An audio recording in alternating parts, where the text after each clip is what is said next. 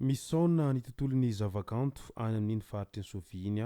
amin'izao fotoana izao satria lavo ny andrareziny accordion any amin'iny faritry Sofia iny amin'izao fotoana izao tsy iza moa izany fa René Kourdongo izay isan'ny mpanakanto izay mivohy ny gadona nentim-paharazana amin'ny alalan'ny fitendrena accordion izay moa ity mpanakanto kalaza avy any amin'ny faritra ny Sofia iny. Ka ny pitsopitsony mahakasika an'izay no fakafakena amintsika atao anatin'ity vidéo ity ka manasantsika rehetra anaraka an'ity vidéo ity hatramin'ny farany. Aza adino ny milaiky ny vidéo antsika ary tsarovatra hatrany ny miabone amin'ny chaîne antsika mba ahafahanareo manaraka tsy tapaka ny vidéo zalefana isan'andro eto. Tsy ampidrela moa isika fa avetrany tonga de vavany ndao ary.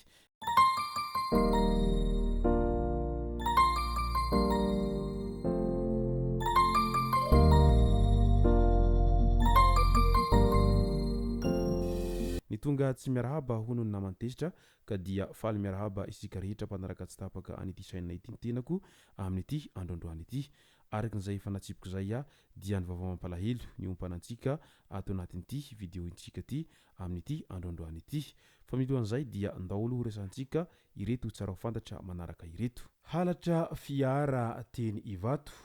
ireo mpamily tao amin'ny orinasa ihany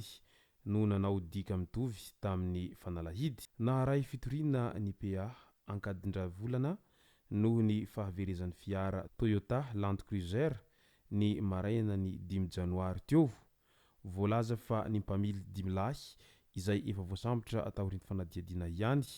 no nifandimby nitondra azy io. Niatrika ny fampanoavana ny raharaha ka ny efatra tamin'ireo no nisazy vonjomaika eny an-tanimora mandra-piandry ny fitsarana azy ary ny ray kosa arahany fitsarana maso. Sy teny randrana solony iaiko ndray voafidindray ho filoha hitantana ny African Judo Union. Isy teny randrana solony iaiko izany hoe fanondroany izao no hitantanany izany mandritra ny efatra taona manaraka. Tsy nisy mpifaninana moa izy ka izao manohy ny andraikiny izao no tanterahana tany Casablanca Maroc ny fivoriam-ben'ny fikambanana afrikanina ara-potoana 2024 ka tamin'izany no nandinihan'ny fikambanana afrikanina momba ny judo ny zavabitany sy teny randrana solony iaiko ary tamin'ny fotoana io ihany koa no nifidianana sy nametrahana azy ho filohan'izany ka dia mirary soa ho an'Andriamatoa sy teny hatrany mba hahavita ny adidy sy ny andraikitra izay endraketany ao anatiny izao efatra taona manaraka izao indray. Eo amin'ny resaka toe-draharaha politika indray mafana dia mafana ny toe-draharaha any Bekilendroa ihany amin'izao fotoana izao ny eo amin'izay fiandrasana avoka-pifidianana ofisialy ho avoakany HCC izay afaka andro vitsivitsy eo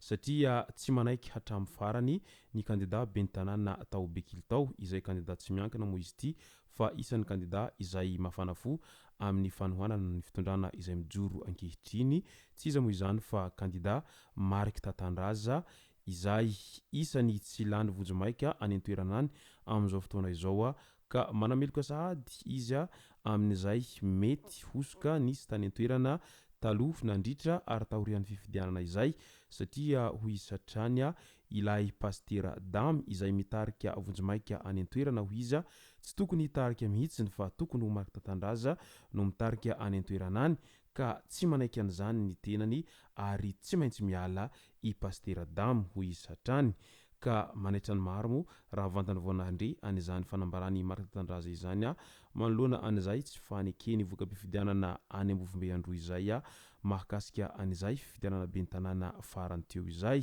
ary isa nanaovana antsoavo amin'ny fitondram-panjakana mahefa moa izany rehetra izany mba hijerevana ankaiky ny toe-draharaha tena nisy fa tena henjana be ny halabato tany an-toerana araky ny nambarany Mark Tatandraza hatrany sy ireo izay solon-tenany tsirairay avy nanara-maso ny fanisam-bato tany an-toerany tany moa isan'ny nitondra ny fanazavana mahakasika an'izany avokoa. Etsy ankilan'izay dia nanararoatra i Mark Tatandraza nandefa hafatra mafonja ho an'ny Fanerisoa Herinaivo izay hitany fa tena manositra ny fitondrana izay mijoro amin'izao fotoana izao ary nampitandrina an'ny Fanerisoa Herinaivo moa i Mark Tatandraza fa raha io fanoheranao ny fitondrana izay mijoro am'izao ankehitriny zao ho izy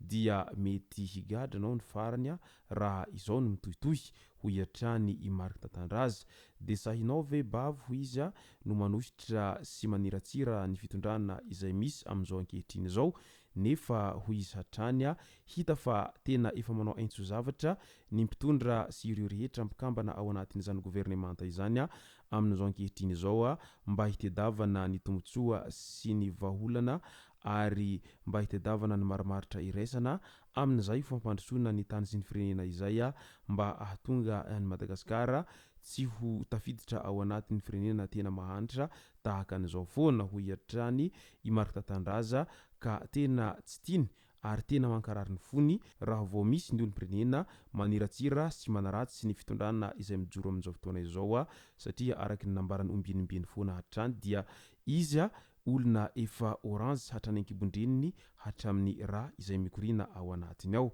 ka izay no mahatonga azy manohana tsy miambahamba ary tsy misy fepetra ny fitondrana izay mijoro amin'izao ankehitriny izao manoloana an'izany rehetra izany moa samy naneho ny heviny avy ireo rehetra misehatra ao anatin'ny tambazotra Facebook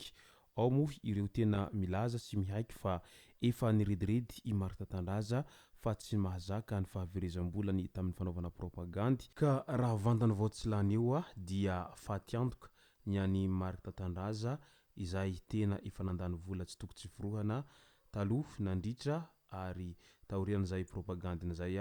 amin'ny famorin'ireo vahoaka marobe izay manohana azy ireo andao amin'izay ho resantsika ny mahakasika ny fahalasana mpanakanto izay andrarezony kanto nentim-paharazana avy any amin'ny faritry ny Sofia iny tsy iza moa izany fa mpanakanto René Courdon izay isan'ny mpanakanto miangaly ny gadona nentim-paharazana avy ao amin'ny faritra Sofia ao toy ny Antos sy ny Lalos izay tena nafantarany be sy ny maro azy moa izany René Courdon izany ary mpitendry accordion moa no tena asany ary noho ny fahaizany mitendry an'izay accordion izay no nahatonga an'izay anarany hoe René Courdon izany fantadaza amin'ny fahaizana mitendry accordion ary efa nitety eraky ny Madagasikara ary efa namorona hira maro dia maro izany René Courdon izany